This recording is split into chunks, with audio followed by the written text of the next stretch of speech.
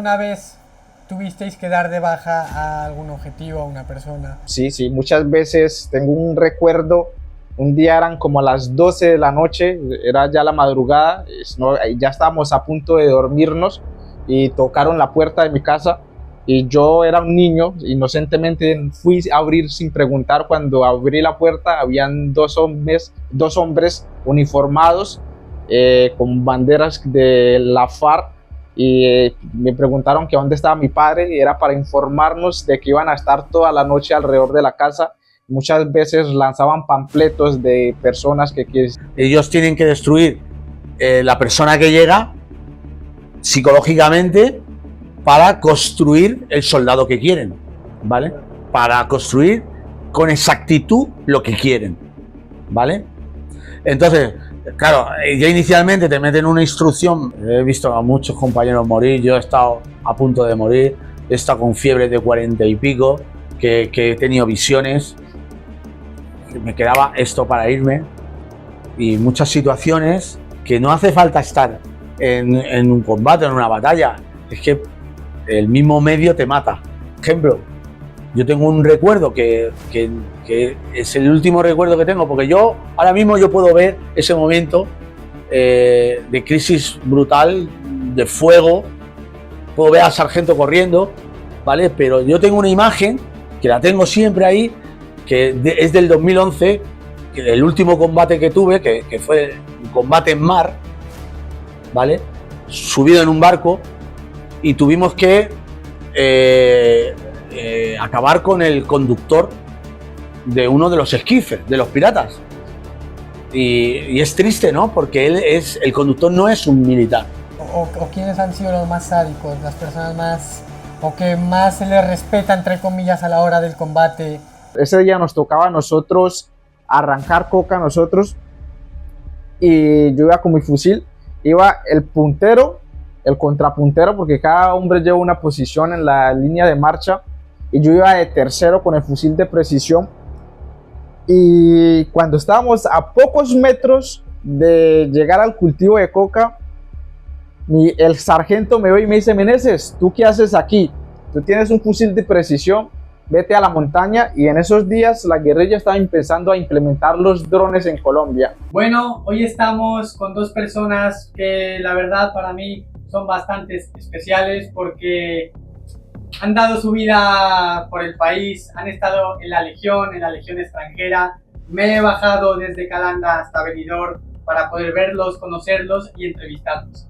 Pero bueno, qué mejor que la presentación se la hagan ellos mismos. Tenemos aquí a Javier Cerezo, Cabo Cerezo. Hola. Y a Caporal Meneses. Comentarme quién empieza presentándose. Mi nombre es Andrés Meneses, conocido en muchas de mis redes sociales como el Caporal Meneses, gracias a que estuve 5 años en la Legión Extranjera Francesa. Soy de Colombia, pero estuve 3 años en el Ejército de Colombia. Después descubrí un día, estando en la selva, sobre la Legión Extranjera Francesa y decidí tomar la aventura de venir a servir a Francia durante 5 años. Hace pocos meses terminé el contrato. Gracias a las redes sociales conocí a que es un ídolo para mí, un guerrero, y ahora estamos aquí juntos. Decidí venir a conocerlo y precisamente coincidió que tú venías aquí, pues aquí estamos. Esa es un poco de mi historia. Ya ahorita vamos hablando más sobre mí, sobre él. Hay muchas cosas que contar, pero es una parte de mi historia porque es una gran historia. Somos uno de los pocos hombres que hemos servido a 2 ejércitos. Yo he estado en uno de los 2 ejércitos mejores considerados del mundo, que es el Ejército de Colombia y la legendaria Legión Extranjera Francesa. Sí, la verdad es que es muy interesante. Ahora vamos a indagar más. Bueno, yo soy Javier Cerezo Gutiérrez, soy el autor de esos 2 libros que tienes a tu lado, Si mi cabo 1 y Si mi cabo 2. Estoy en redes sociales por ello, por esto mismo, porque para promocionarlos y tal, pues me fui ondando en las redes sociales. Narran mi paso por el servicio militar en las antiguas COEs, en lo que eran las antiguas COEs, los boinas verdes antiguos. Luego paso a la Legión Extranjera Francesa, soy destinado al segundo Regimiento Extranjero de Paracaidistas de la Legión Extranjera Francesa. Luego me reengancho a la Legión Española donde soy destinado al tercio 3 de la 7ª bandera de la Legión Española. De allí vuelvo a dar otro golpe de timón y me voy a operaciones especiales, al mando de operaciones especiales aquí mismo, en Alicante, donde sirvo en 2 grupos de operaciones especiales, el grupo de operaciones especiales Valencia 3 y el grupo de operaciones especiales Caballero Legionario Madear Oleaga, el BOEL 19. Actualmente la BOEL, que bueno, en el periodo, justo en el espacio de tiempo, el periodo de tiempo en el que yo estuve, por motivos políticos, se cambió el nombre. Creo que fue por motivos políticos, pero no sabría definirlo exactamente, pero se cambió el nombre a Grupo de Operaciones Especiales 19, Caballero Legionario Madear Oleaga, por el de la BOEL, pero siempre fue la BOEL y actualmente la BOEL, Bandera de Operaciones Especiales de la Legión Española. Después me he ido al sector de seguridad privada internacional, exactamente al sector de seguridad corporativa con 2 oficiales de operaciones, donde estuve destacado en el norte de África, estuve desempeñando labores para la protección de expatriados en un proyecto sin precedentes de Iberdrola y General Electric. Después, de nuevo, otro golpe de timón y me voy a los barcos españoles que estaban siendo atacados en el Océano Índico, y allí pues, me mantengo durante los 3 primeros años. Mantenemos allí una lucha contra lo que era en aquel momento la piratería más radical del mundo, que era la piratería somalí, y que, bueno, pues allí prácticamente durante los 3 primeros años del 2000, de noviembre del 2009 a enero del 2013, hubo un montón de combates. Es una guerra silenciada, una pequeña guerra silenciada que hemos sufrido allí los españoles, que sufrimos allí los españoles, que además, bueno, íbamos preparados física, psicológicamente y con armas y munición suficiente, pero no teníamos los necesarios equipamientos de protección balística. O sea, combatíamos sin protección balística, a pecho descubierto, ¿no? Como tiene que ser, como buen español. Y poco más. No puedo seguir contando que ha venido después porque viene en la tercera parte de Simicabo. Así vale. Que... Pero antes de llegar a todo eso, digamos, me gustaría indagar en cómo fue vuestra infancia, por ejemplo. Caporal Meneses. Mi infancia, tengo muchísimos recuerdos de mi infancia. Yo crecí en una parte de Colombia, nací en el departamento del Valle, pero gran parte de mi infancia crecí en un departamento que se llama el departamento del Cauca. Es un departamento que es considerado zona roja, zona hostil, gracias a todo lo que tenemos por el conflicto de las guerrillas, que hoy en día son consideradas las disidencias de las FARC. Entonces yo crecí en el medio de todo esto de 2 bandos, de los militares que siempre estaban tratando de combatir las guerrillas y las guerrillas que estaban tratando de sacar al ejército. Entonces desde muy niño crecí que muchas veces en el colegio no habían clases porque habían combates, aviones, helicópteros, bombardeos. Entonces desde ahí empecé a enfocarme en la vida militar. Tenía que tomar una decisión, o tomaba un bando, porque también no crecí en una familia con muchos recursos, nunca nos faltó nada, nunca faltó un plato de comida ni un techo, pero habían algunas necesidades económicas. Entonces en la vida militar encontré una salida. Los 2 grupos te ofrecen, las guerrillas te prometen muchas cosas, te prometen cosas que no cumplen, te prometen dinero, te prometen poder, pero siempre miré los militares como un ejemplo a seguir. Entonces, desde muy niño siempre mi sueño era voy a ser militar, voy a ser militar, voy a ser militar, voy a ser militar, hasta que cumplí mis 18 años, no lo pensé más. Mi madre inclusamente no quería que fuera militar. Cumplí los 18, saqué mi cédula y a los 15 días, sin decir nada de mi casa, tomé la decisión y me fui. Pero mi infancia, tengo muy buenos recuerdos, creo que es una cosa que pasa una vez en la vida. Sí, y debemos de recordarlo, pero la infancia creo que fue lo que me hizo que debería tomar la decisión a dónde irme o involucrarme con los grupos armados, porque no tenía otras opciones, o era involucrarme en eso o hacer mucho de lo que las personas de donde crecí hacían, que era trabajar en el campo o las minas de carbón, pero yo nunca, siempre he sentido que vine al mundo para cosas más grandes. Siempre he tenido un alma de aventurero, de querer hacer cosas diferentes. Soy un hombre único, soy hijo del rey de reyes, soy un príncipe. Entonces quería marcar la diferencia y lo estoy haciendo. Y gracias a eso, hasta hoy, a mis 28 años, he recorrido muchos países, he pertenecido a 2 ejércitos y mi infancia marcó mi destino para que hoy esté aquí junto a este hombre y junto a ti. Tengo una pregunta, ¿la guerrilla alguna vez tocó tu puerta? Sí, sí, sí. Muchas veces tengo un recuerdo. Un día eran como las 12 de la noche, era ya la madrugada, ya estábamos a punto de dormirnos y tocaron la puerta de mi casa y yo era un niño, inocentemente fui a abrir sin preguntar. Cuando abrí la puerta habían dos hombres uniformados con banderas de la FARC y me preguntaron que dónde estaba mi padre y era para informarnos de que iban a estar toda la noche alrededor de la casa.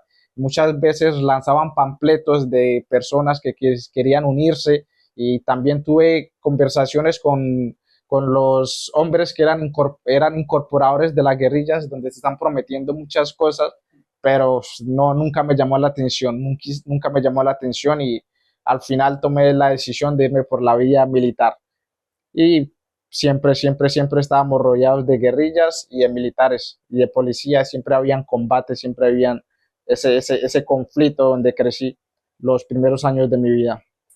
La verdad es que es duro, en Colombia pasan un sinfín de cosas, la guerrilla llega, toca la puerta, y muchas veces se llevan a la fuerza, ¿no? A los más pequeños, y qué bueno que no hayas entrado en eso y que te hayas ido por la vía legal, digamos, Sí, ¿no? sí, sí, Ejército, honor y patria, que es lo que me imagino que Colombia merece. Sí, sí, Y claro.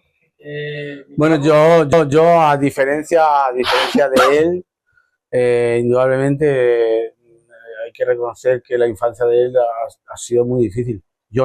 Mi infancia fue una infancia maravillosa, ¿no? Yo he sido criado en una atmósfera cristiana, a la antigua usanza, donde a los niños se les protegía mucho. No se les protegía en sentido uy, que no haga esto, no se vaya a hacer daño, no. Sino que se les protegía de forma que se le transmitiera de la mejor forma la cosmovisión de nuestra sociedad en aquel entonces, ¿vale? En aquel entonces. Se transmitirán nuestros valores, los valores, ¿no? de la sociedad de aquel entonces, ¿no? Que era una sociedad realmente arraigada al patriotismo, al cristianismo, ¿no? A valorar la familia por encima de todo. Entonces era una atmósfera para nosotros muy protegida, para los chavales de aquella época, ¿no? Y bueno, yo me crié en un entorno en el que, claro, existía en aquel entonces el servicio militar. Yo veía a los hombres de mi familia ir y venir con los uniformes, veía a las mujeres de mi familia cada vez que se iban los hombres que volvían al servicio militar con sus uniformes puestos, sus galones de cabo. Yo veía a las mujeres de mi familia. Para mí las mujeres de mi familia eran el no va más. Eran las más guapas, las más educadas, las más maravillosas. Y claro, verlas llorar a lágrima viva, para mí era algo, ¿qué pasa aquí, no? Entonces yo, pues en alguna ocasión he preguntado, ¿pero por qué lloras, no? A mi madre, por ejemplo, le he preguntado, ¿por qué lloras? Y mi madre pues me ha contestado, de orgullo, hijo, de orgullo, ¿no? Entonces yo me crío en una atmósfera así. Es una atmósfera que predica con el ejemplo.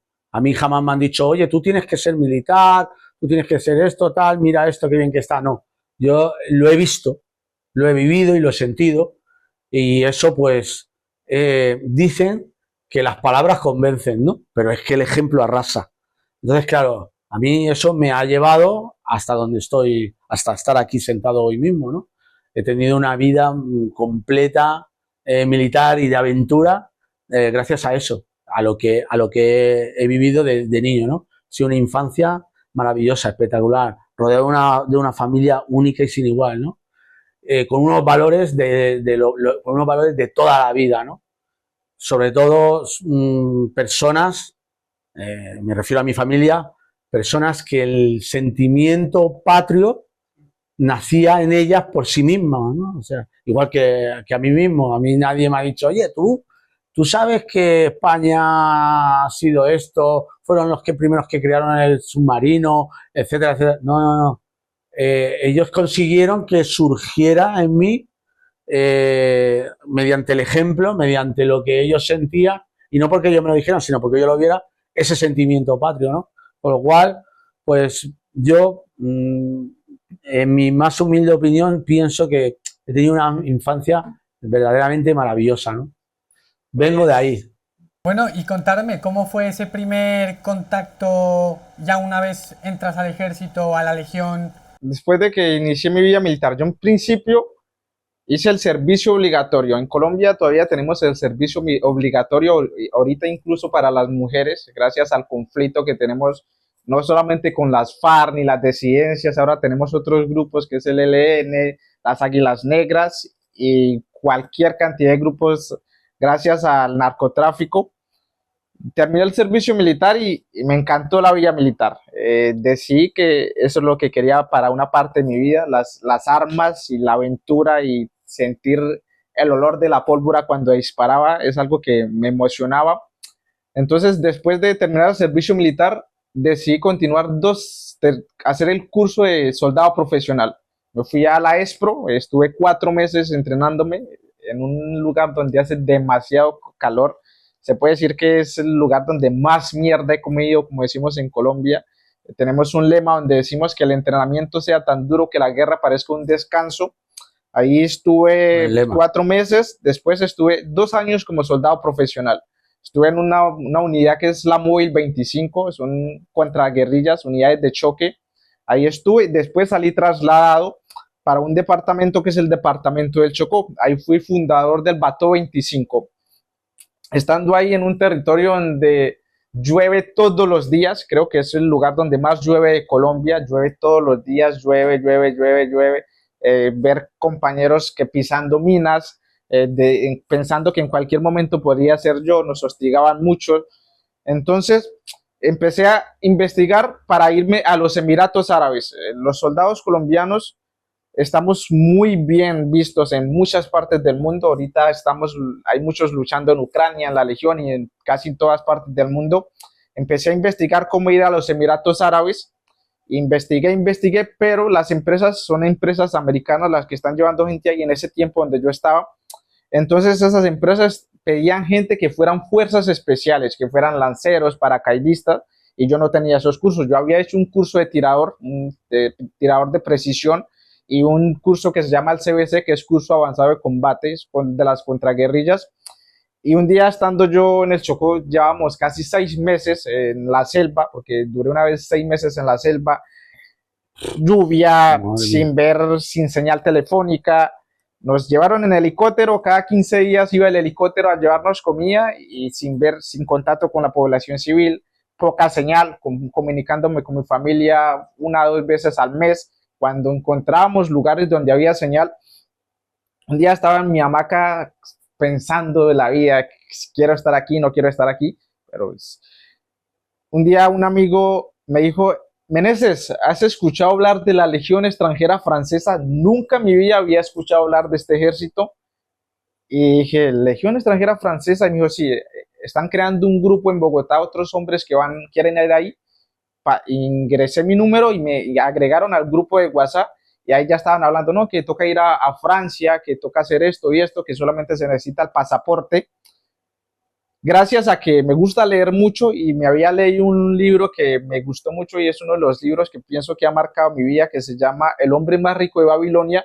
Gracias a ese libro, el último año había ahorrado dinero y tenía el dinero para los pasajes. No lo pensé 2 veces, esperé que terminara el ciclo porque vamos por ciclos en Colombia. Esperé que terminara el ciclo, salí a vacaciones. Cuando regresé al batallón para hacer el reentrenamiento que hacemos antes de entrar al terreno, pedí la baja, esperé 45 días, en esos 45 días hice procedimientos, saqué mi pasaporte, compré los pasajes y no lo pensé 2 veces. Investigué de la Legión, yo solamente sabía lo que había visto en YouTube, porque ahorita hay muchas redes sociales, hay personas como yo que informamos cómo es el proceso de incorporación, cómo va todo. Antes había muy poca información, yo creo que en los tiempos de él mucho menos. Yo solamente vi algunos videos de YouTube, me preparé psicológicamente, físicamente, y no lo pensé dos veces y me vine. Llegué aquí a España y al final decidí quedarme un año aquí en España. Me quedé un año viviendo en España porque llegué cerca de la playa, me gustó. Y soy un aventurero. Me quedé un año mirando cómo era España. Pasó el año y decidí presentarme en diciembre. En diciembre, el 6 de diciembre del 2019, no lo pensé dos veces, sin hablar francés. Me fui de Barcelona y de Barcelona a Marsella.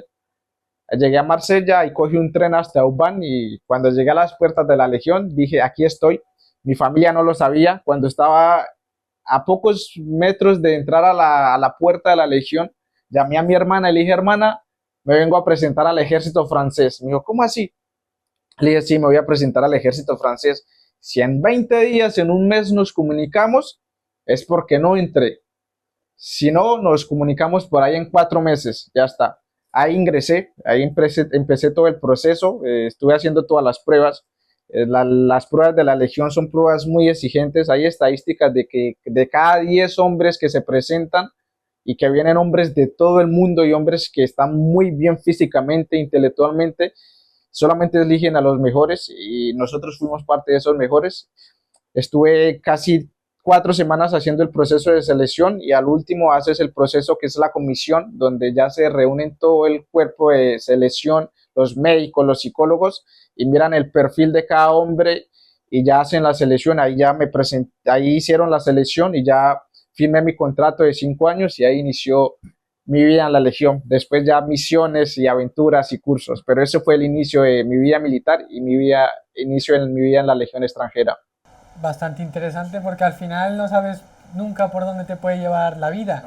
Y cuando tú dices la Legión, al Cabo Cerezo se le hincha el pecho porque él también, cuéntanos. A mí me impresiona mucho, yo sigo por redes sociales a un cocinero del ejército de infantería, del ejército colombiano, y lo sigo porque es que lo sigo, puedo seguir a otros, a fusileros, tal, pero lo sigo a él porque, a ver, él tiene su puesto táctico también, como fusilero, pero él es en verdad el que hace la comida, ¿vale? Y están en la selva.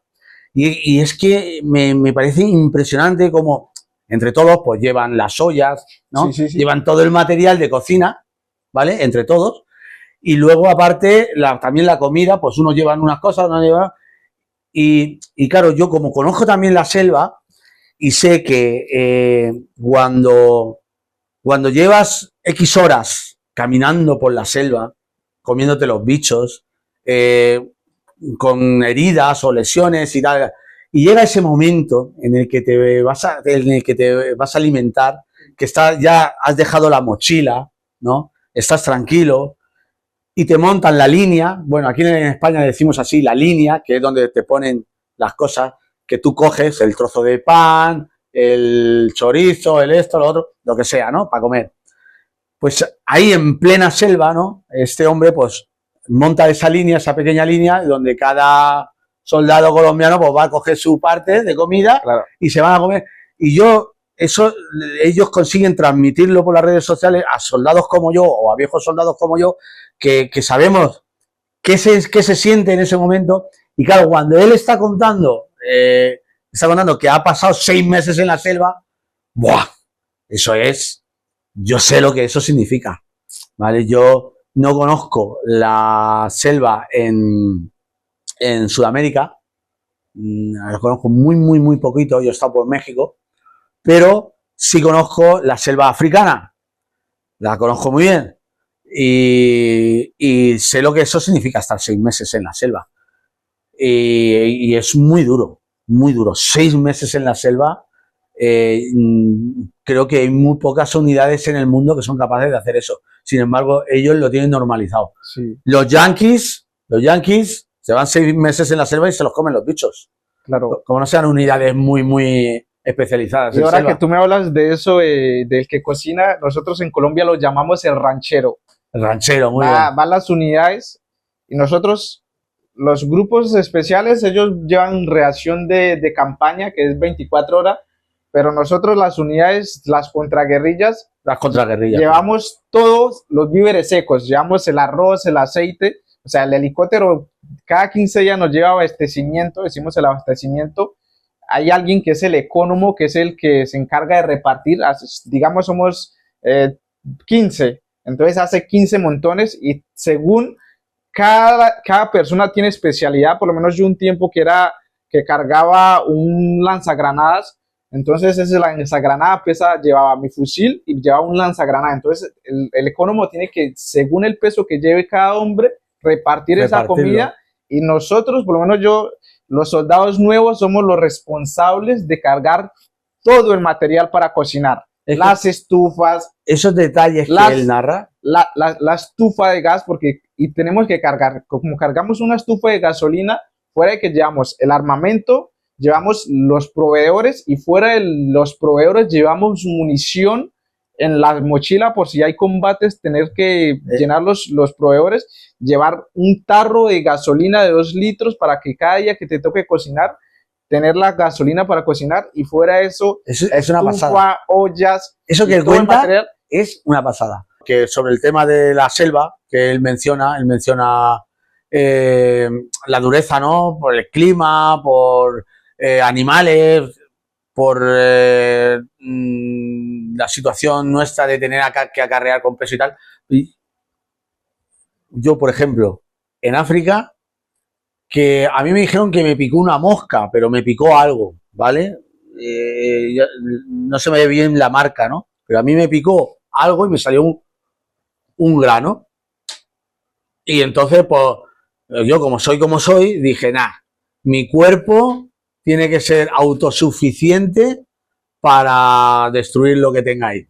Y los paramédicos me decían, tienes que tomarte un antibiótico, tienes que tomarte el antibiótico. Y yo, ¿qué va?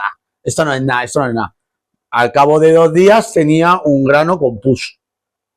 Y tenía pus y todo. Y yo pues me lo quitaba y de mi cuerpo tiene que ser autosuficiente, tal, que te tienes que tomar el antibiótico, tómate el antibiótico y tal. Y al final, lo que tenía dentro era un gusano. Era un gusano que estaba recorriendo mis músculos, comiéndose mis músculos para llegar hasta mi hueso. Y ellos me lo dijeron, los paramédicos me lo dijeron, dice, en el momento que llegue en el hueso, ya no lo coges, porque ahí no vamos a poder hacer nada. Y entonces tuve que empezar a tomar pastillas, que eran el antibiótico, y echarme una crema, y cuando se murió el gusano, yo lo saqué así, porque la crema al final lo va extrayendo para afuera, ¿verdad? O sea, que lo más peligroso son los animales más pequeños, los insectos, en la selva.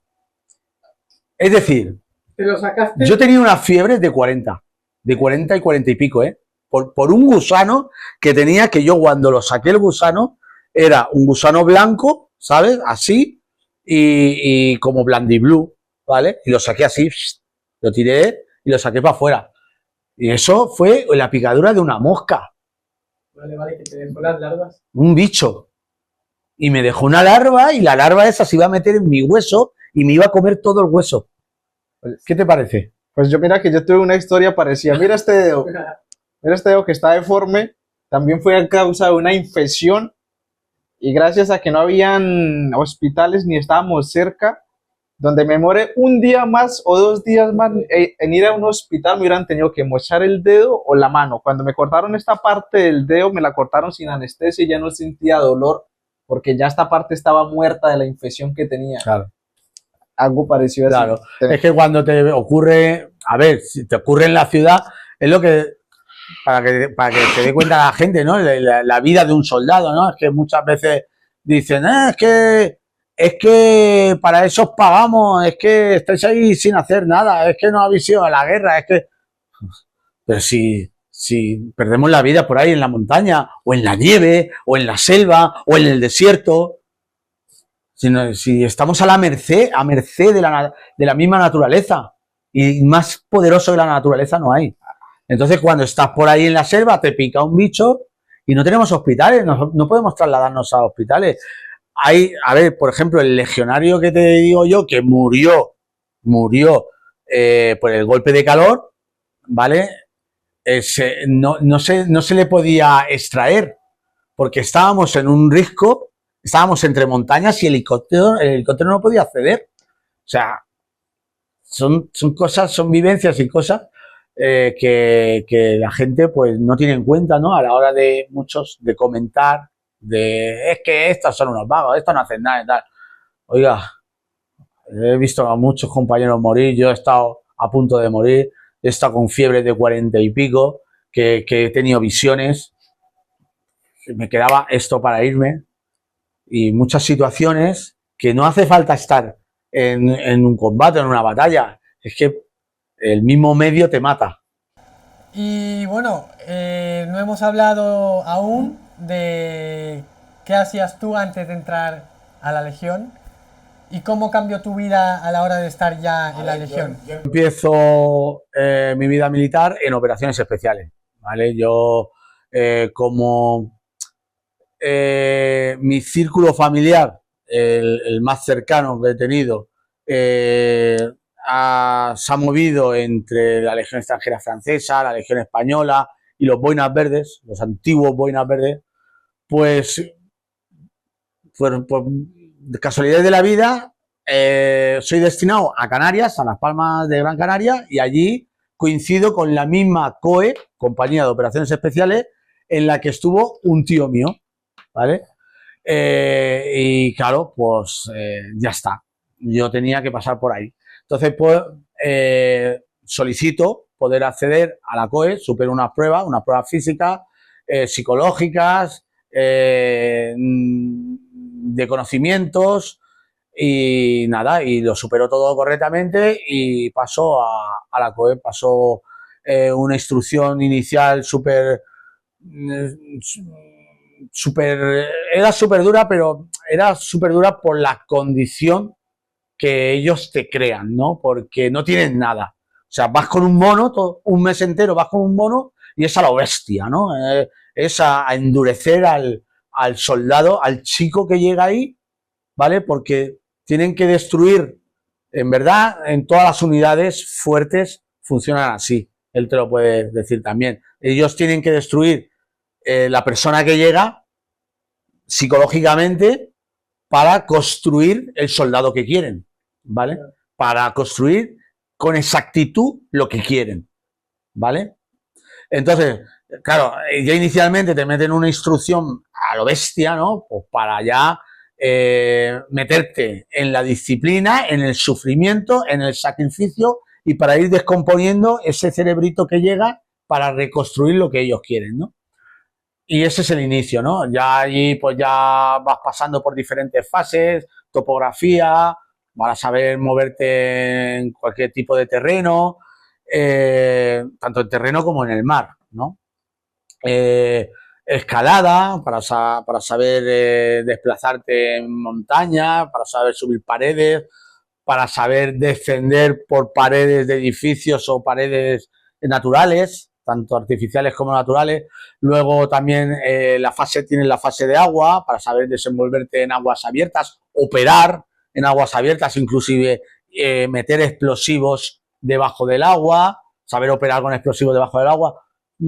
Es mucha información para darle aquí ahora, pero son las diferentes fases que vas superando. Luego tienes una prueba, que es la prueba reina, que es la prueba de la boina, ¿no?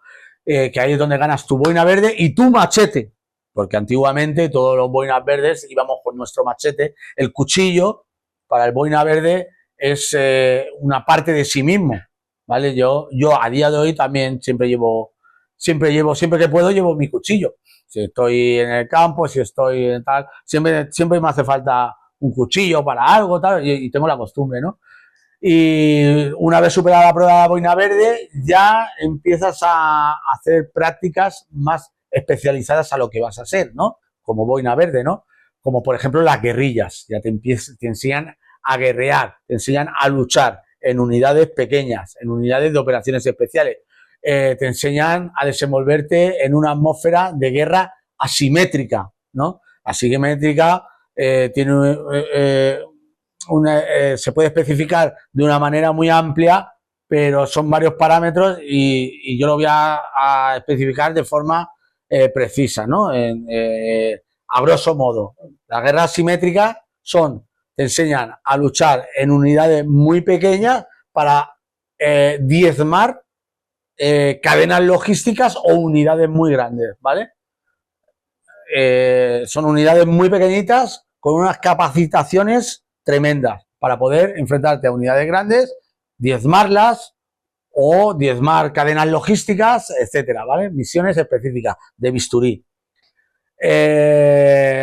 Luego tienes, por ejemplo, las supervivencias, que ¿para qué necesidad tiene un boina verde de tener los conocimientos de supervivencia? Pues muy sencillo, porque tú tienes que operar detrás de las líneas enemigas. O sea, tú no operas delante del enemigo. Nuestra misión no es entrar en contacto con el enemigo. Nuestra misión es pasar la barrera del enemigo, pasar la línea enemiga y transmitir toda la información, tanto logística como operativa de la línea de esfuerzo del enemigo, a nuestras unidades de choque, como podría ser la Legión, la Brigada Paracaidista, Infantería de Marina, regulares, tercios de escaladores también, pero eso yo los considero como operaciones especiales, ¿no?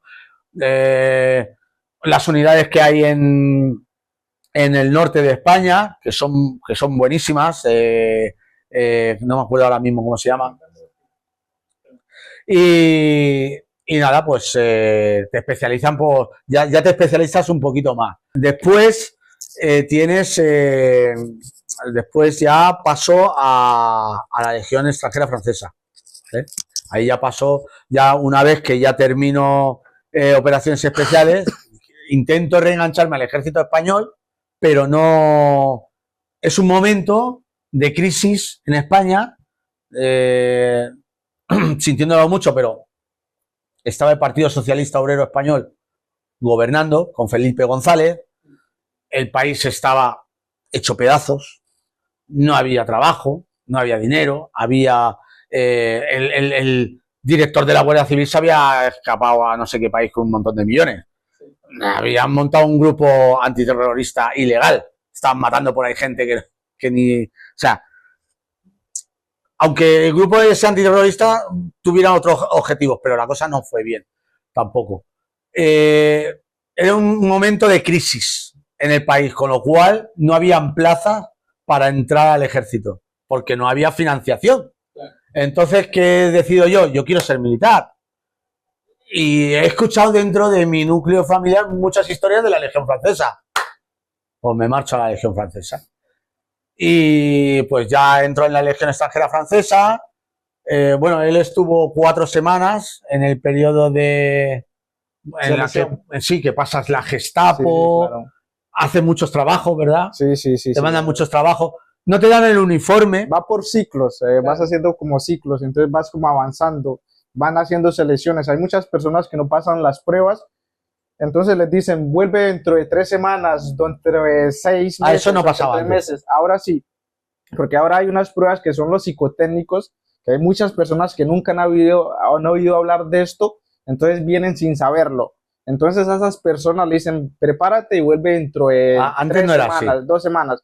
Y si tienes esa oportunidad, hay gente que va muy mal preparado físicamente, entonces esas personas le dicen, vuelve dentro de 3 meses.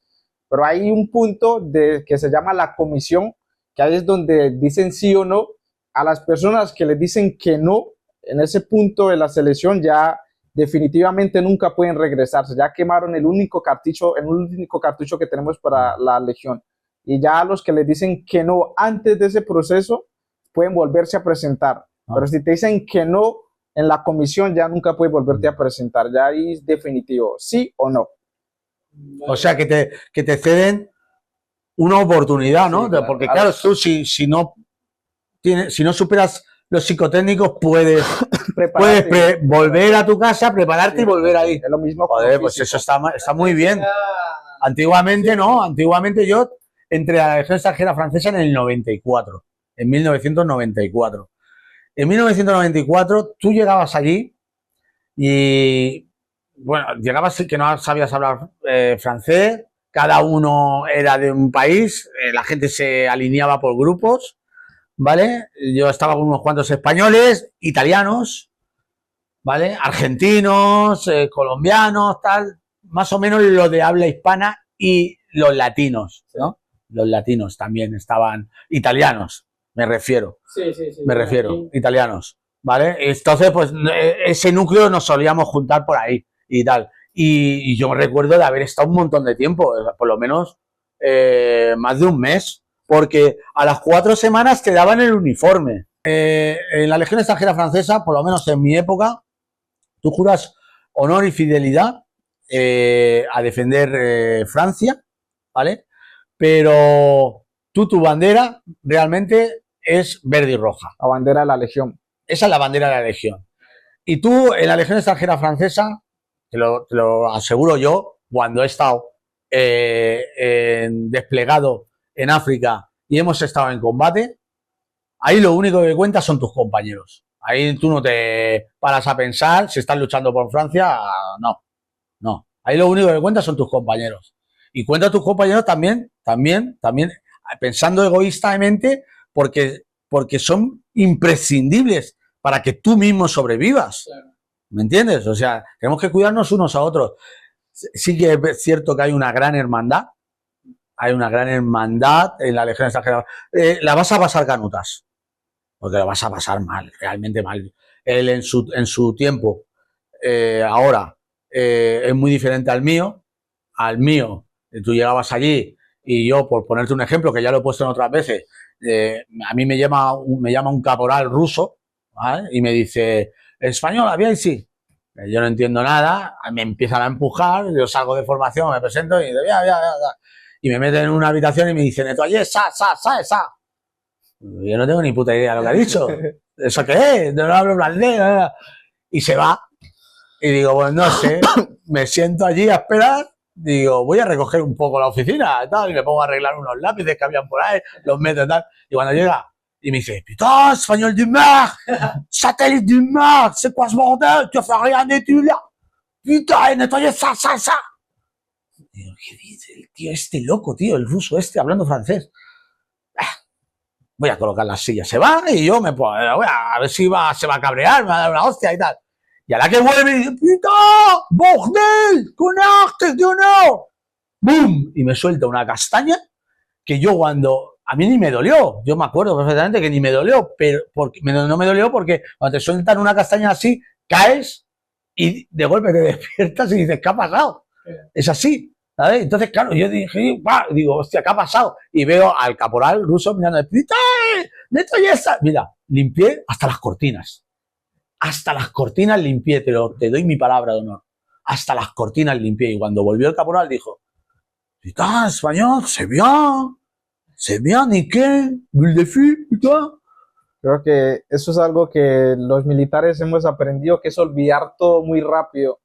Vale. Que las cosas malas pasan ahora, claro, y tienes que olvidarlo para mañana porque no puedes estar conviviendo con personas y guardando rencor, porque te vas a hacer mal ambiente tú y vas a hacer mal ambiente para los otros, porque eso de los golpes al principio es muy normal.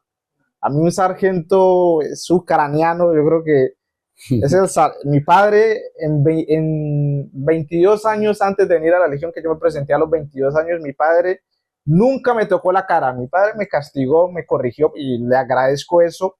Pero en los 22 años antes de venir a la Legión, mi padre nunca me tocó la cara. Aquí un sargento ucraniano, lo recuerdo, y yo creo que es una de las personas que más pata y puño me dio, pero yo creo que es una de las personas que más afecto tuve por él, porque me enseñó como ningún otro hombre.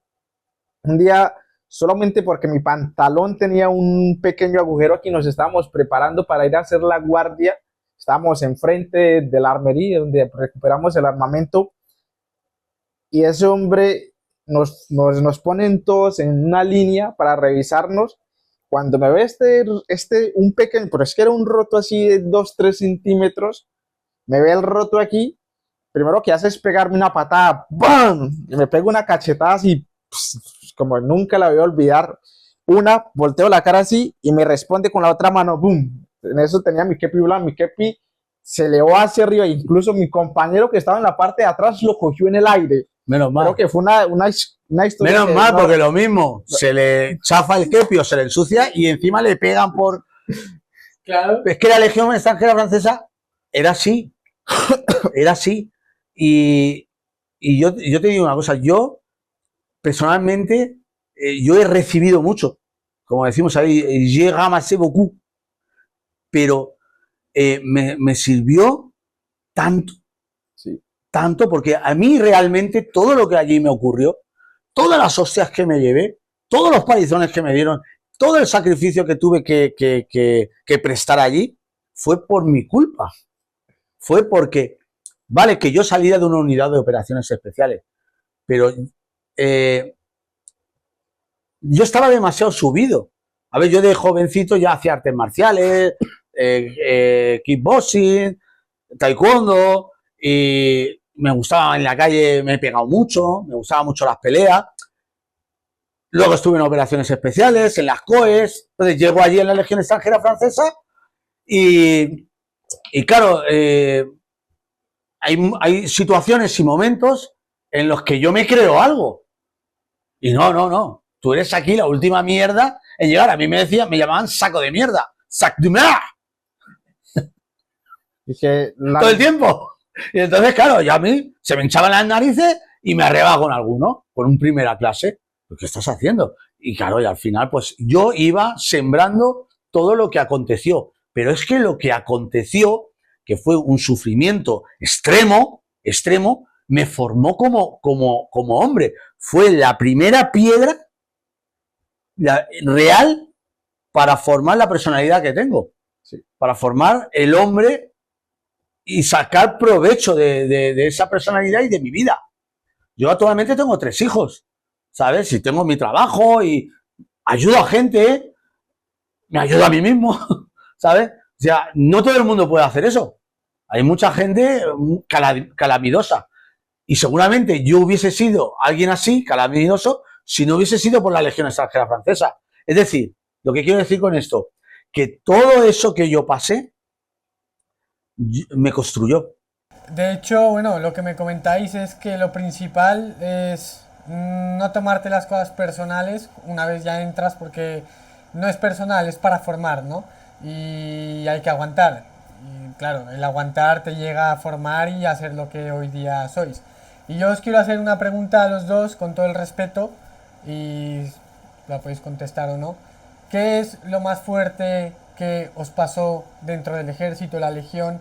Y si alguna vez tuvisteis que dar de baja a algún objetivo, a una persona. A ver, ya sé por dónde vas, pero el combate para mí no es ni para mí, en mi más humilde opinión, ¿vale? El combate tiene que ser muy extremo, ¿vale? Yo he pasado una situación tremenda, ¿vale? Que es tremenda, porque nosotros en el año, la 4ª compañía del segundo rep, en el año 97 estábamos en Bangui, protegiendo la capital de Centroáfrica, en Bangui, y tuvimos un asalto de unos 80 o 90 guerrilleros rebeldes de Kabila, ¿vale? Kabila, el presidente de lo que era antiguamente el Zaire en esos años, ¿vale? Estoy hablando del 97. Y esa incursión que hicieron ellos, nosotros, la 4ª compañía del segundo rep, con el capitán Tal Burdel al mando, que el capitán Tal Burdel, para que sepas quién es, para que se haga la gente una idea de quién era o es ese hombre, nosotros cuando llegamos allí a hacer el relevo a la unidad que estaba, ¿vale? Eso primeramente fue en Chad, hacer el relevo a la unidad que estaba, que era una unidad de paracaidistas franceses. El coronel del regimiento de paracaidistas mandó firmes a todas las unidades e inició el protocolo que era del relevo, que era para cantar la marsellesa. Pues el capitán Tal Burdel sin ningún otro rango que lo apoyara más que él, hizo demi to droite, que es media vuelta, nos miró a todos y dijo: legionarios, ninguno de nosotros cantamos la marsellesa, porque en la legión está prohibido cantar la marsellesa. Volvió a hacer demi to droite y continuó en firmes y todo el mundo allí callado. Y ahí eso lo escuchó el coronel y ellos que siguieron cantando su marsellesa y nosotros ahí todos callados. Es decir, dejó claro que acababa de llegar el jefe. Pues ese hombre, estando en Centroáfrica, nos atacan, o sea, nos invaden 90 guerrilleros de Kabila y aparece a las 11:30, a las 12 menos cuarto, en una de la posición que yo estaba, ¿vale? Y nos dice pues que vamos a repeler el ataque. Y punto. La Legión Extranjera Francesa, el segundo rep, además, ¿vale? Considerado el mejor regimiento. No quiero entrar en polémica aquí con mi hermano de armas, pero bueno. Entonces, en ese momento se repele a ese destacamento de 90 rebeldes de Kabila. Primero se manda a las fuerzas especiales, como te he dicho, que eran los CRAP, ¿vale? Los CRAP se introducen dentro de sus líneas y es cuando nosotros recibimos la información de que son 90 tíos, de que han emplazado un cañón de 20 milímetros, etcétera, etcétera, etcétera, etcétera, ¿vale? Recibimos toda la información. Nosotros hubo un momento en que nos cruzamos con los CRAP, las fuerzas especiales del REP. Digamos que los CRAP son las fuerzas especiales dentro de las fuerzas especiales, porque el REP son unidades de élite, pero son muy especiales. Las unidades de élite españolas no tienen especialistas, como por ejemplo yo, mi especialidad en el REP, yo era un saboteador.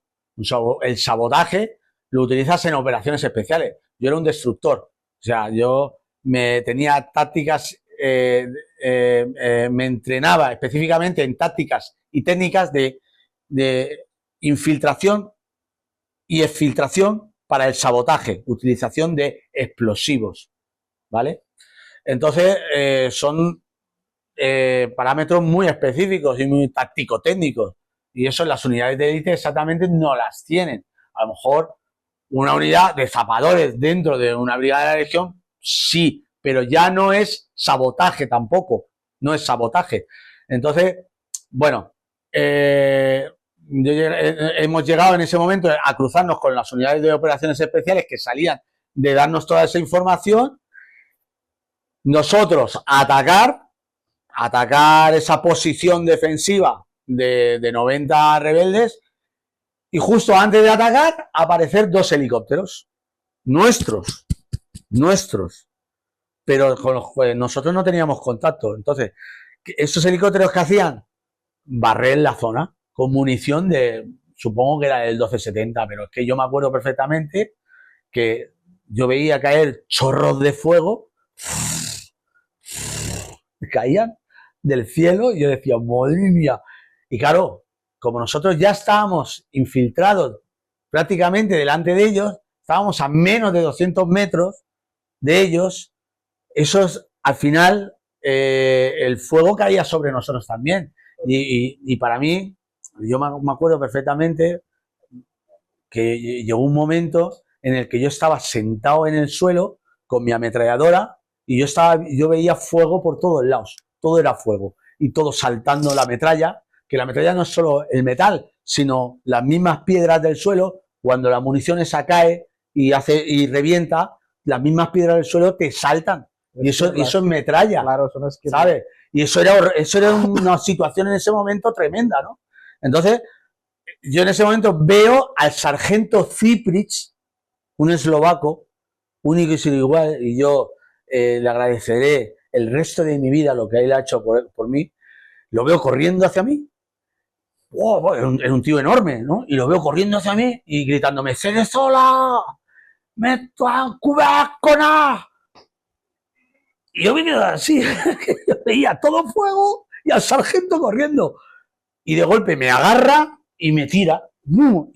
Había un murete de de piedra o lo que fuera, no me acuerdo bien, yo lo veía todo negro. Y me quedo en el murete así, ¿sabes? Me quedo así, con la ametralladora así y tal. Y claro, y yo al estar así, miro hacia atrás y lo veo al sargento que seguía corriendo y todo mi grupo estaba igual, estábamos todos igual, habíamos tenido toda la misma reacción, pero es que, a ver, el ejército nos prepara para esas situaciones, pero puede llegar que te pase, ¿sabes? A ver, ese día estuvimos combatiendo desde las 12 de la noche hasta las 9 de la mañana.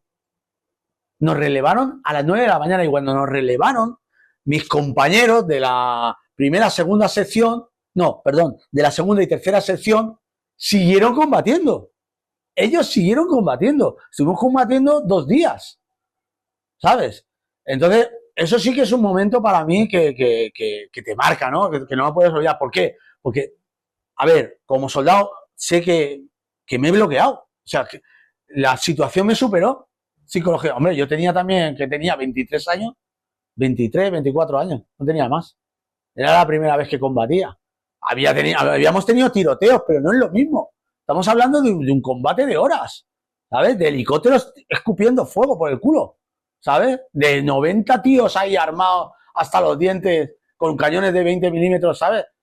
Es entrar en faena, pero bien entrado. Entonces, claro, con 24 años tú puedes estar muy preparado, pero ese momento no lo viví yo solo así. Nos salvó la vida a todos, el sargento, en verdad. Luego seguimos avanzando y seguimos conquistando el terreno que habíamos perdido. Y pues eso es uno de los momentos. Otro de los momentos puede ser, a lo que tú te refieres, es cuando has perdido un compañero que, como el que te he comentado yo, que se te ha ido delante tuya, que lo ves que se quedan tiesos y empiezan a echar todo el líquido del agua, ¡pum!, y se mueren, ¿sabes? Simplemente caminando. Marcheo, crevé. O sea, son cosas que te marcan para toda la vida. Yo ahora mismo, por ejemplo, yo tengo un recuerdo que es el último recuerdo que tengo, porque yo ahora mismo yo puedo ver ese momento de crisis brutal, de fuego, puedo ver al sargento corriendo, ¿vale? Pero yo tengo una imagen, que la tengo siempre ahí, que es del 2011, que el último combate que tuve, que fue un combate en mar, ¿vale? Subido en un barco, y tuvimos que acabar con el conductor de uno de los esquifes, de los piratas. Y es triste, ¿no? Porque el conductor no es un militar, no es un pirata. Es simplemente una persona que contratan ellos, que necesita el dinero para darle de comer a su familia, pero es que no paraba. No paraba. No paraba. Y si llegan a estar a 100 metros o a 150 metros de nosotros, nos meten en el RPG-7 y como nos toquen la chimenea, el barco se para y nos abordan. Porque iban una ballenera y un esquif. Y tuvimos que acabar con el conductor. Tuvimos que acabar con una vida inocente, ¿sabes? Y son cosas que ya, pues, son para ti para siempre. Las llevas contigo, ¿sabes? Pero esa es nuestra vida. Es para lo que nos han preparado y para lo que te has preparado. Tienes que tener herramientas y compañeros sobre todo, porque a mí quien me sacó principalmente de ese conflicto psicológico que se genera cuando tú haces algo que está mal, fue el sargento este que te digo yo, le llamamos el diablo, el sargento Ciprich, pues se manejaba en el entorno como el mismísimo diablo, entonces le llamamos el diablo, sargento Ciprich, y él fue, porque yo después de esa batalla estuve 2 días jodidos, luego te sacan, te relevan y te vas a descansar, limpias tu arma y descansas, te tomas unas cervecitas y tal, pero ahí empecé a darle vueltas al coco y estaba jodido. Y claro, yo era el tirador mini-mí. Yo no podía estar jodido porque yo cubro el avance de mi gente. Entonces el sargento fue a hablar conmigo. Los demás le dijeron, oye, el Cerezo está jodido. Y el sargento fue a hablar conmigo. Y la charla que tuve con él me ha servido para toda la vida. ¿Pero por qué? Porque era un veterano. Era un tío que ya se las había gastado ahí. Y era un veterano. Y simplemente sus palabras me han servido a mí hasta el día de hoy. ¿Sabes? Y bueno, ya ahora le cedo aquí al caporado. Tú me lo cuentas, yo me lo imagino y digo, brutal, pero el vivirlo debe ser algo que te marca para siempre. Y antes de que el caporal nos cuente su anécdota, su experiencia, a día de hoy, ¿qué es para ti la vida? Pues la verdad que yo lo que quiero por encima de todo es mejorar como ser humano, intentar transmitir esa forma de querer vivir la vida y ver la vida a mis seres más queridos para que ellos sigan ese camino. La vida para mí es ahora mismo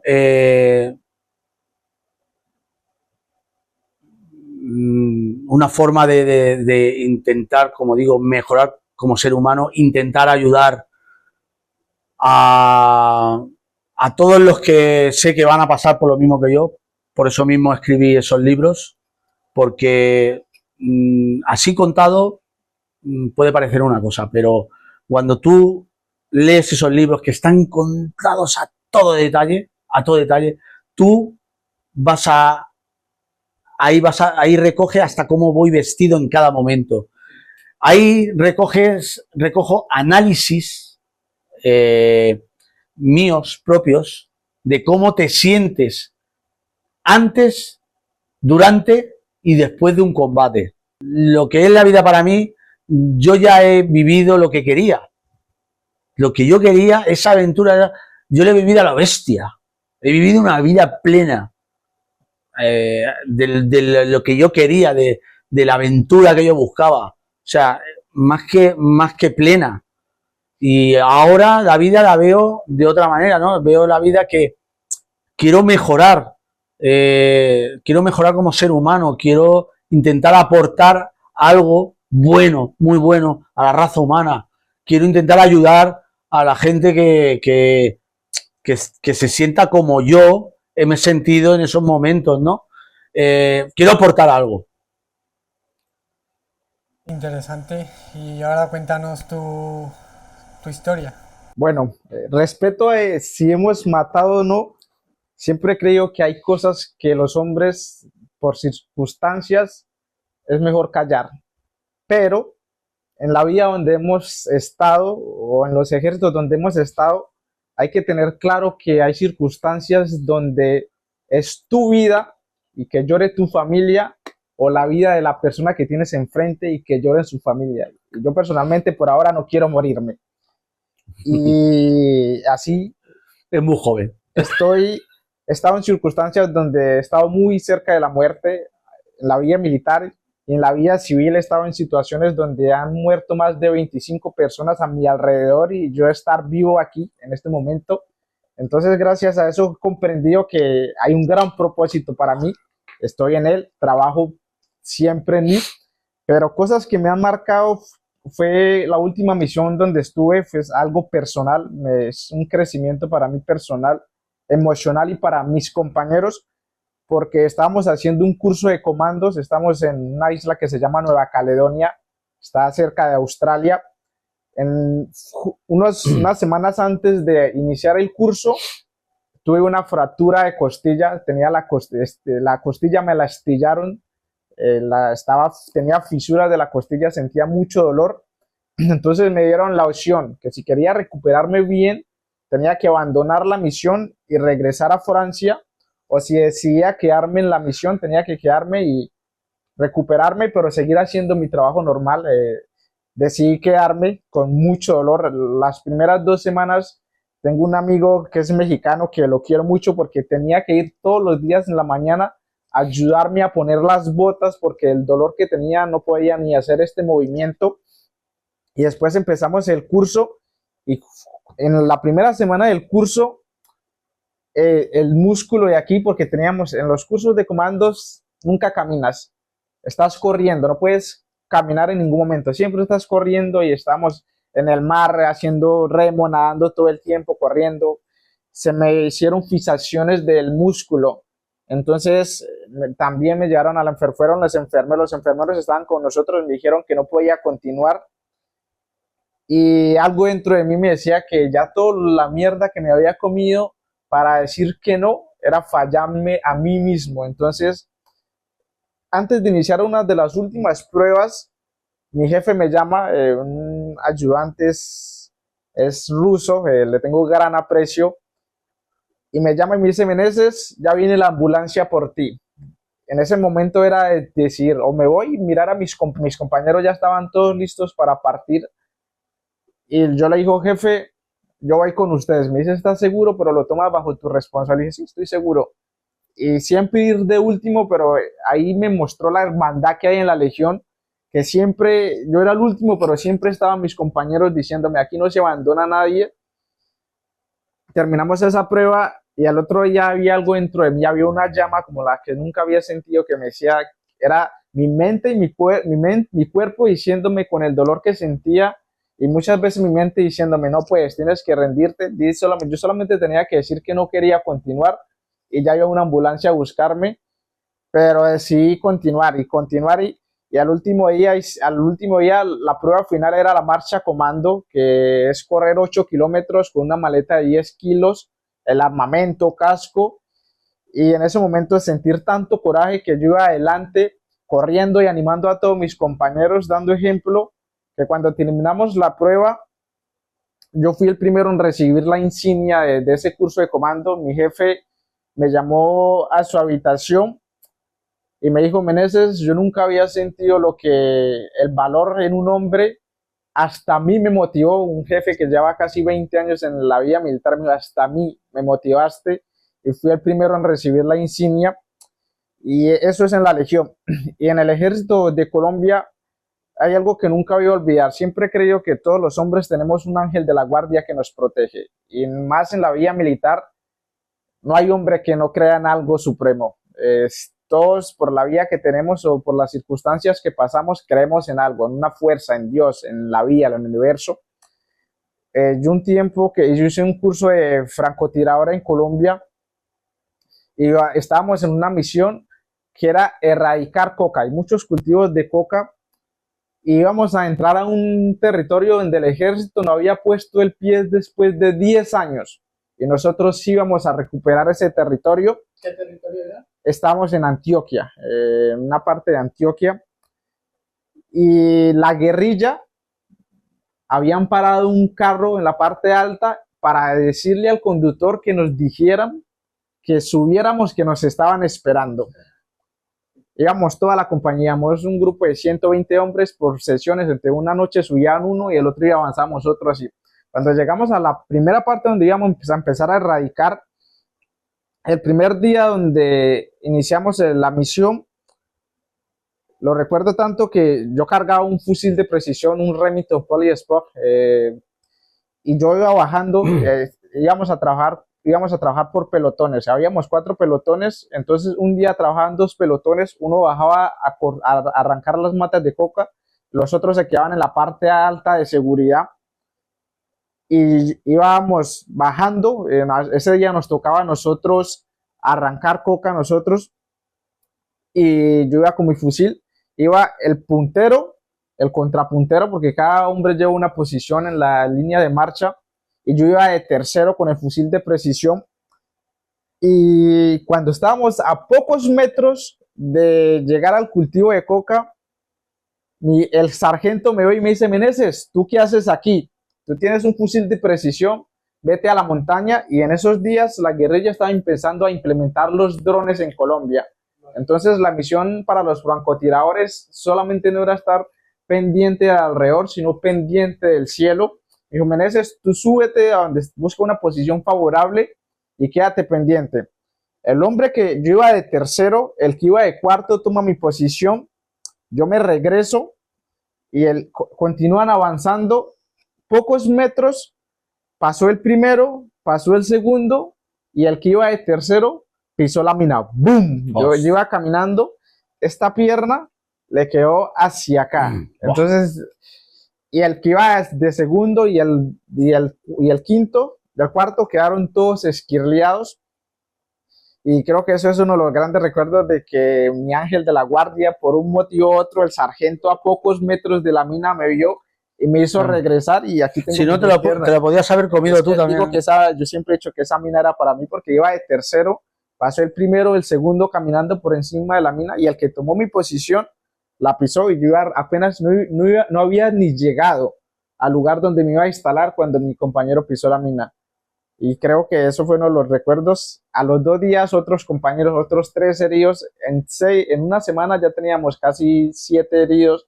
Al final Fíjate, nos dieron tú sabes, de esto que acaba de narrar exactamente esto, se puede sacar grandes conclusiones, se puede sacar una información tan valiosa. ¿Qué te está diciendo el caporal Meneses? Te está diciendo, cuando estés llegando a un objetivo, no a un lugar en el que vas a dormir o no, un objetivo, ten cuidado, que va a estar minado, que va a haber trampas, puede haber tiradores, ¿comprendes? Y es que enseguida es la conclusión que saco, digo, hostia, a ver, ¿por qué se comieron la mina? Porque era un objetivo. Él acaba de decir, cuando ya estábamos cerca de la plantación de coca. Es el objetivo, la plantación de coca. Entonces es normal que hubiesen minas. Entonces, lección muy importante la que acaba de dar el caporal Meneses, muy importante. O sea, cuando te estás haciendo... Porque, a ver, a mí exactamente no me ha pasado, pero a compañeros míos sí.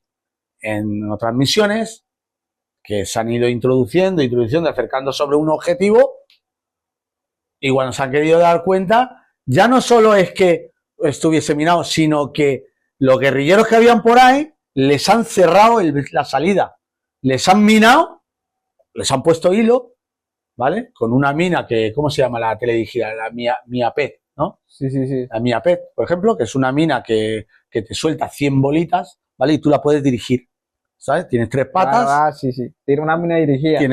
Tiene 3 patas, tú esa la pones enseguida, la coges con un hilo, yo te la pongo, aquí te la instalo enseguida, en un minuto. La pongo ahí, cojo el hilo, la cojo ahí, y tú cuando pasas por aquí, revienta y eso te mata a 5 o 6, ¿sabes? Porque son 100 bolitas que salen de acero y eso es una mina que lleva plástico, C10, ¿vale? C10, ¿no? C4, perdón. En Colombia hay algo que utilizan, porque en Colombia no son minas convencionales, en minas son minas artesanales. Artesanales. Las hacen ellos, cogen esta botella y con esta botella la rompen y te hacen cualquier cosa. Claro, los guerrilleros, claro. En Colombia hay algo que utilizan que se llaman las borradoras. Son nosotros las voladoras. Borradoras. Conozco compañeros que han estado en esas circunstancias. A mí, gracias a Dios, nunca me tocó vivirlo. Pero sí tengo amigos que a sus compañeros eran de unidades diferentes. Lo que hacen es cuando hay pasos obligatorios donde tienen que pasar sí o sí, les ponen explosivos por todas partes. Ponen explosivos por debajo de la tierra, en los árboles. Esperan que la unidad pase que pasen varios hombres. Como es obligado el paso, las explotan.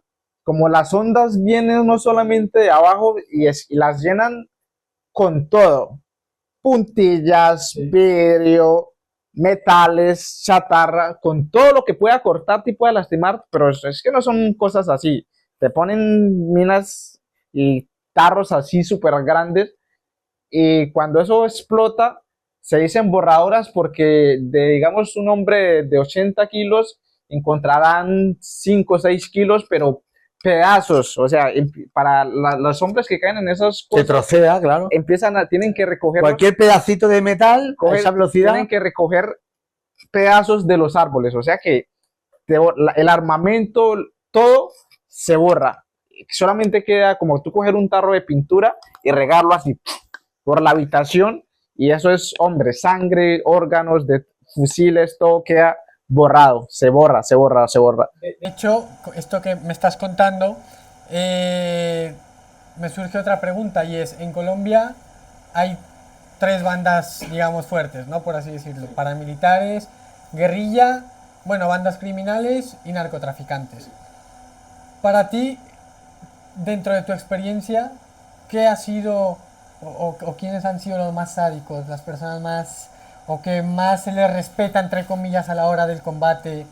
creo que todos son sádicos, todos han hecho cosas que como tienen el país dividido, no es que están todos en el mismo territorio, sino que está, digamos, en unos departamentos, está las FARC, hoy en día son considerados las disidencias, en otro territorio está el ELN, en otros están que antes eran, que hoy son las Águilas Negras y todos estos grupos que se vienen siendo de disidencias, pero si uno se pone a mirar la historia de Colombia, todos estos grupos en todas partes han hecho masacres. Yo he estado y he conocido historias, yo he estado en lugares donde, en canchas de fútbol, donde los guerrilleros han jugado con las cabezas de los policías y los militares muertos que los decapitan y empiezan a jugar con las cabezas. He conocido lugares donde han ido con los, ¿cómo se llama este grupo? Que es las autodefensas, que ya hoy en día supuestamente no existen, pero quedan las disidencias, donde entraban a pueblos completos y iban torturando. Ah, tú eres familiar de este que está en ese grupo, para que hablen, te empezaban con motosierras, empezar a cortarte por pedazos y a torturar y a matar a las personas. Historias yo estuve con un guerrillero que capturamos y me contó una historia que para mí, digo, estos están locos, de coger a una persona, habían cogido a una mujer que trabajaba con el otro grupo, amarrarla, colgarla así, amarrarla de pies a manos, colgarla y prender un fuego abajo y que se empiece a morir lentamente solamente con el calor. Historias de que sacaban bebés de las cunas, tirarlas y porque no encontraban al padre, matar los bebés ahí. Son historias. Entonces creo que todos estos grupos son sanguinarios, todos estos grupos hacen las cosas mal, no sé por qué ideología. Hoy en día todo es por base del narcotráfico, por el dinero que genera eso, y creo que por eso es una guerra que en Colombia se nos ha hecho muy difícil terminarla. Los colombianos somos, cuando estamos en el ámbito militar, somos máquinas de guerra. Creo que los militares colombianos somos hombres muy fuertes y que somos colombianos peleando con colombianos, entonces son hombres de Colombia peleando contra hombres de Colombia, o sea que en los dos bandos tienen hombres muy fuertes y que las guerrillas en Colombia están muy bien armadas, como le envían armamento, drogas a los mexicanos, a los americanos, y ellos en recompensa le envían armas, porque tienen mucha arma, entonces esta gente, hay muchas veces que están mejores armados que el ejército, y hoy en día, como han visto lo que está pasando en Ucrania y la guerra con Rusia, que es el apogeo de la tecnología y los drones, ahora en Colombia están empezando a implementar esto de los drones, entonces para los militares se hace más difícil pelear eso porque estás peleando con personas que están bien entrenadas y tienen buen armamento y buen material y que están en territorios de que nosotros los militares a veces llegamos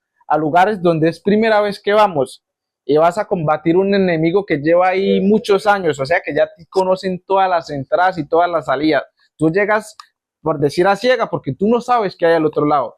Y luego en el ejército les temen, ¿no? O respetan mucho, que luego dicen que no es verdad y tales, a los pisasuave. ¿Realmente los pisasuave existen? Cuéntanos qué son los pisasuave. Para mí personalmente era algo de pensarlo cada noche. Sí. Cada noche cuando tú estás de guardia y estás en territorios donde están los pisasuaves, que los pisasuaves se puede decir que son fuerzas especiales de las guerrillas, son hombres que los entrenan basado a la muerte. Esta gente no tiene otra cosa que es matarte. Los entrenan no solamente físicamente, sino psicológicamente. Porque los pisasuaves, estos hombres, llevarán un cuchillo, una pistola pequeña y granadas, y lo que hacen es irse, desnudarse, pintarse todo de negro, pegarse hojas, pegarse hojas, o sea que, y tú estás a 10 metros y ellos pueden demorarse 4 o 5 horas o enterrarse en la tierra y tú no sabes cuándo te llegan. Cuando hay muchos militares que han muerto es que cuando esperan, ellos están viendo que está el guardia, podemos estar aquí, él está aquí mirándote, está ahí escondido, espera que llegue el relevo, que el relevo se distraiga, te da la vuelta. Cuando menos piensas es en que encuentran a los militares degollados o que se meten a los campamentos donde estamos durmiendo y empiezan a lanzar granadas y acaban con mucha gente. Los pisasuaves, yo cuando estaba de guardia, sí, muchas veces siempre tienes que hacer la guardia con el fusil cargado. Y que en la selva, como hay muchos animales, siempre está esa intriga de qué hay enfrente tuyo. Porque muchas veces hay animales, escuchas pasos y entonces estás ahí y no sabes, y escuchas pasos y pasos y pasos y no sabes si es el enemigo que se está acercando, un pisasuave o la guerrilla, o si es un animal. Ya después con el tiempo empiezas a identificar y a diferenciar sonidos, ¿no? Los animales van caminando más rústico, y los pisasuaves no hacen ruido. Y esta gente va a dar un paso y se quedarán ahí media hora, dan otro paso, se quedan ahí otra media hora o se van arrastrando porque esta gente los entrenan y muchos mueren en el entrenamiento porque los entrenan con cosas reales, o sea, ellos a veces les ponen cuerdas nylos y granadas reales y esta gente tiene que ir con una varita así en la noche o vendados y tienen que detectar dónde está la granada, dónde está el nylon. Y hay muchos que mueren en los entrenamientos. Hay hormigueros en Colombia, en las selvas, tenemos una hormiga que se llama la hormiga bala, que creo que es la hormiga que más más duro pica en el mundo, y esta gente los acuestan ahí a que las hormigas lo piquen, a que se acostumbren a las dolores, como van descalzo, a las espinas, a los animales y que soporten todo ese dolor para completar la misión que es matar a los soldados y robarse el armamento. Y para muchos, la prueba final para graduarse como pisasuaves es matar a un soldado. O sea que si no matan a alguien y no se roban su armamento, no se gradúan, porque en Colombia hoy en día tenemos, las guerrillas están tan fuertes que tienen escuelas de fuerzas especiales, escuelas de suboficiales como si fueran ejércitos totalmente constituidos y están muy bien. Entonces esta gente está muy bien preparada. Es que en Colombia la guerra es brutal porque de los dos bandos estamos muy bien preparados y los unos no le tenemos miedo a los otros y los dos estamos dispuestos a morir o a matar por eso. De hecho, las guerrillas han sido muy fuertes en Colombia siempre y hoy en día alguien perteneciente al M-19 que fue Gustavo Petro está de presidente del país ya independientemente de lo que la gente le guste o no le guste. Entonces están muy fuertes y hoy en día lastimosamente están más fuertes que nunca y es una pena. Y luego, Cabo Cerezo, quería preguntarte, ¿cuáles han sido tus destinos? Bueno, pues he estado en Chad, en Centroáfrica, he estado en Líbano, he estado en el norte de África, he estado, bueno, hay zonas, he estado por África, ¿vale? Pero estas zonas no las quiero narrar porque todavía estoy, que no tengo tiempo, no me saco tiempo a la vida, estoy escribiendo Simi Cabo 3 y no quiero contar las partes del mundo porque eso viene en el libro, ¿no? La gente está esperando que salga el libro de Simi Cabo 3, ¿no? Y claro, no quiero contar nada, he contado algunas cosas, pero mira, habré estado en total cerca de unos 25 países. Unos 20 a 25 países en total. ¿Me extraña? Tanto en misión internacional como en trabajos dentro del sector PMC o de seguridad privada internacional. ¿Y lo extrañas? No. Es que ahora, ya te digo, estoy en una etapa completamente diferente. A partir del año 2011, que es cuando yo te comentaba que tengo el último combate en la mar, yo cumplo con un acto que me acerca mucho más a Dios, ¿vale? En ese momento, yo estoy comandando un equipo de protección marítima, ¿vale? Y tenemos ese combate, ¿no? Y yo en ese momento, a mis 30 y pico años de edad, no me acuerdo cuántos tenía, ahora mismo, no quiero hacer cálculos, en ese momento yo me cuestiono por qué he superado tantos momentos de crisis sin que me coja una bala, sin que me hagan daño, ¿no? Y luego siempre te queda algo dentro que te hace sentirte culpable, ¿no? Entonces siempre te va a quedar esa culpabilidad de haber hecho algo que está mal, ¿vale? Porque yo me crío en una atmósfera cívico-cristiana y matar está mal. Entonces, ese sentimiento de culpa siempre lo arrastras, ¿vale? Y eso está bien, porque está claro que un soldado tiene que diferenciar entre lo que está bien y lo que está mal, ¿vale? Si no, seríamos psicópatas. Entonces, ese sentimiento de culpa que yo arrastro, en ese momento me sale. Y entonces yo me levanto, porque estamos todos rodilla en tierra, parapetados en una parte del barco, disparando, y en ese momento yo me pongo de pie y me comunico con Dios. Quiere decir que yo hablo con Él, como suelo hacer. Yo rezo mucho. Y entonces yo le digo a Dios, Señor, si en verdad me has perdonado todas mis deudas, déjame continuar con mi vida y nunca más voy a disparar sobre un ser humano. Y yo no escucho las balas cuando golpean en el metal, pero sí las escucho pasar cerca, ¿no? Escucho como cuando como cortan el aire, ¿no? ¿Sabes? Escuchas eso, ¿vale? Como algo cortando el aire, ¿vale? Y entonces yo me miro a mi alrededor y veo que mis compañeros, siendo yo el jefe de equipo, mis compañeros me están mirando. Uno de los tiradores, que es un tirador selecto, él está centrado, pero los otros me están mirando. Y yo no quiero que me imiten, no quiero que se pongan de pie, porque no sé si van a correr la misma suerte que yo, ¿vale? Porque Dios, creador de todo este mundo y fuera de él, tiene sus planes para cada uno.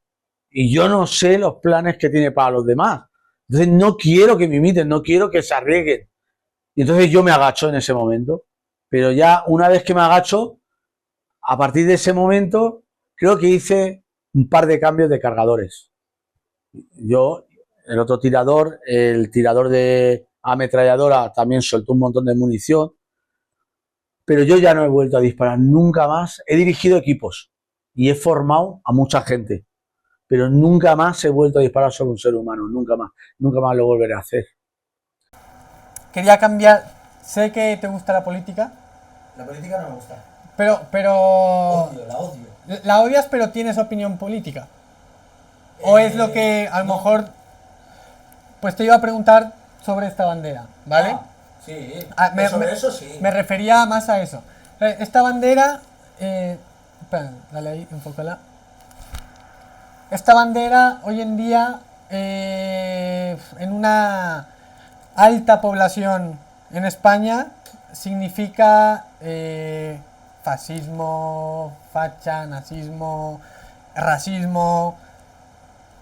¿Tú qué sientes que le pongan este concepto a esta bandera? Y si es verdad o no es verdad.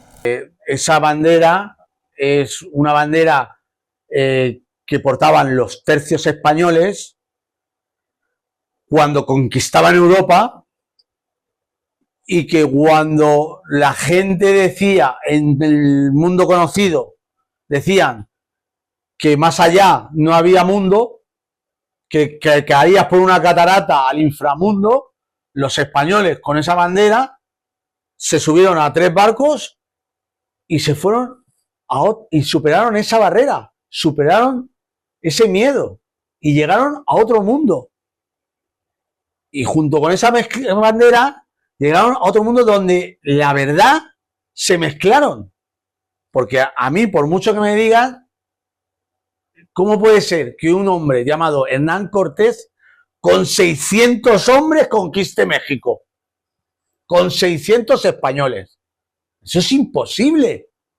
Es imposible. Nosotros tuvimos, los españoles, una simbiosis allí con todas las tribus. Fue una simbiosis. Y de ahí creamos el ejército imperial. El ejército que desde América se fue a conquistar Oriente. Y esa era la bandera de nuestro imperio. Y el imperio iba desde América hasta Oriente. Y los que hablan esas fechorías que dicen que es de fascistas y de tal, lo primero que son unos incultos. Y lo segundo, que son esbirros de los que crearon la leyenda negra. Porque dime tú a mí, o que alguien me diga, de Hispanoamérica, de Sudamérica o Latinoamérica, como la queráis llamar, que alguien me diga qué país, después de dividirse este imperio, ha prosperado. A nosotros y a vosotros, hispanoamericanos, latinos o sudamericanos, cuando éramos un imperio, estábamos unidos, ¿quién cojones venía a deciros a vosotros que no podíais explotar vuestras tierras? Como ahora sí lo hace la ONU. ¿Quién tenía cojones a deciros a vosotros lo que teníais que hacer en vuestro país, en vuestro territorio, en vuestra Nueva España? Porque eso es lo que era, ¿vale? ¿Que hubo guerra? Claro que hubo guerra. Claro que hubo guerra. Y también voy a decir una cosa. Las guerras de la independencia, que no se equivoque la gente, pero eso fue una guerra civil. Fue hermano contra hermano. Eso es lo que significa esta bandera. Esa es la historia que hay detrás. Más profundamente, claro, esta es en verdad la Cruz de Borgoña, ¿no? Es la Cruz de Borgoña. Pero esta cruz tiene un vínculo completamente cristiano. Cristiano. Que no católico, no, cristiano. Porque el símbolo procede de uno de los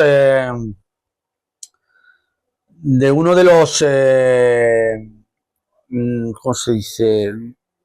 De los que predican la palabra de Jesús. Ese símbolo se desprende de una crucifixión de uno de los mártires del cristianismo, de los que predicaban la palabra de Jesús. Creo que era San Juan, creo que fue San Juan, que lo crucificaron al revés. Y lo crucificaron al revés porque él dijo que no era digno de ser crucificado. Y llegó hasta donde llegó esa cruz. Y si no hubiese sido porque a través de la leyenda negra consiguieron dividirnos, también hubiese llegado,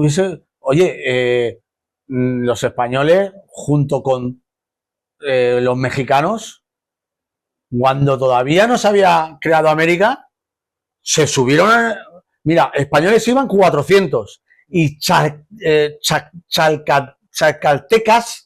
Chacaltecas, que era una tribu mexicana, que no existía México, iban 4000 metidos en barcos y se fueron a conquistar el Oriente juntos, porque juntos eran invencibles y conquistaron, se tropezaron la primera isla que tropezaron, que fue Filipinas, y la conquistaron, y juntos lucharon contra samuráis. O sea, es que se generaron una gran aventura y se iban a por Japón, iban a conquistar Japón. Sudamericanos y españoles juntos, bajo esa bandera. Eso tiene un significado enorme, mucho más. Ellos lo que hablan es totalmente superficial, que si fascismo, que si no sé qué. Eso no tiene nada que ver. Bueno, vamos a finalizar ya la entrevista. Personalmente he aprendido muchísimo de estas dos personas que son dos guerreros que han dado la vida por la patria, por sus compañeros. Y nada, contarme qué tal la experiencia, si queréis mandar algún saludo, algún agradecimiento, es el momento. Bueno, yo me gustaría principalmente darle las gracias, mi enorme agradecimiento a mi patrocinador, que es Soptrónica, ¿vale? Que es un proveedor de componentes electrónicos para empresas profesionales que hacen también el montaje de kit de pilas de litio para siempre para empresas profesionales. Mi agradecimiento por el tiempo que invierten en poder tener esta zona de sus oficinas abiertas para nosotros, por permitirnos tener este espacio para nosotros y nada, mi agradecimiento sincero a ellos, mi agradecimiento a vosotros también que hacéis que podamos transmitir nuestras vivencias y sirvan para mejorar la vida de otros. Y mi agradecimiento también a tus oyentes por dedicarnos este tiempo. Ahora que llegamos al final de esto, agradezco a ti también. Para mí es la primera invitación. Llevo ya un tiempo, antes de terminar mi contrato en la Legión, ya venía proyectándome qué quería en mi vida.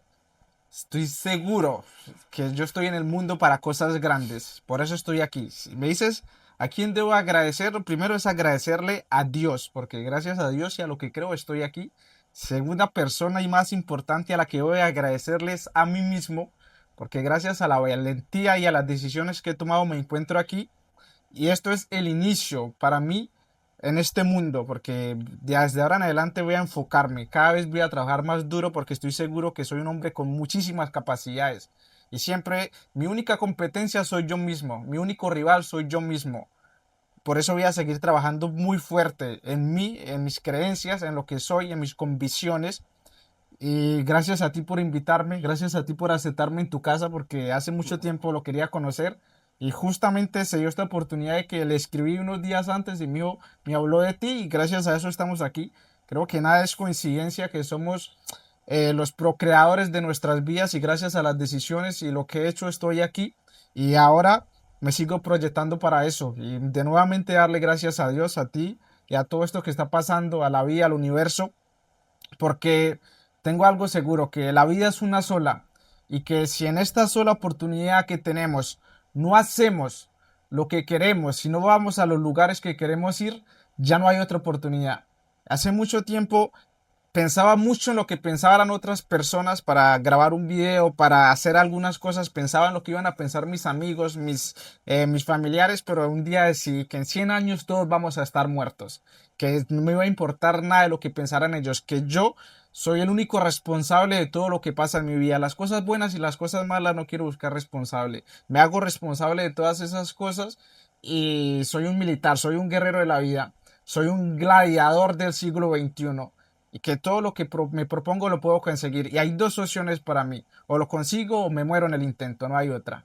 Y por eso estoy aquí y voy por mis metas, por mis sueños, porque si no lo hago nadie lo va a hacer por mí, ni tú, ni nadie. Podrán ayudarme, podrán orientarme. Este hombre ha hablado muchísimo conmigo porque cuando dejamos la vida militar pasan muchas cosas. Por lo menos sales de tu zona de confort, sales de lo que has aprendido. Yo estoy en un momento en mi vida donde estoy desaprendiendo muchas cosas para poder continuar en mi vida. Muchas cosas de la vida militar y de la vida que he transcurrido las quiero guardar, la disciplina, el orden, la responsabilidad, pero hay otras cosas que necesito olvidarlas y que estoy aprendiendo otras cosas para seguir con los proyectos de mi vida. Y eso es algo. De resto ya iré comentándolo en otros videos y en otras cosas, pero eso quería decirlo. ¿Tus redes? ¿Dónde Bueno, tengo en Andrés en Instagram y en Facebook tengo las cuentas que parece Andrés Meneses. Yo creo que te las daré, así la pones en los enlaces. Y en TikTok tengo la cuenta que es una de las que más he crecido, que se aparezco como Caporal Meneses. Y ahorita estoy iniciando canales de YouTube que también aparece como Andrés Meneses. Y ya iré mostrándolas y montando videos, que esto es mi vida ahora. De encontrar mis redes. Redes, pues todas llevan el nombre de los libros, Simicabo.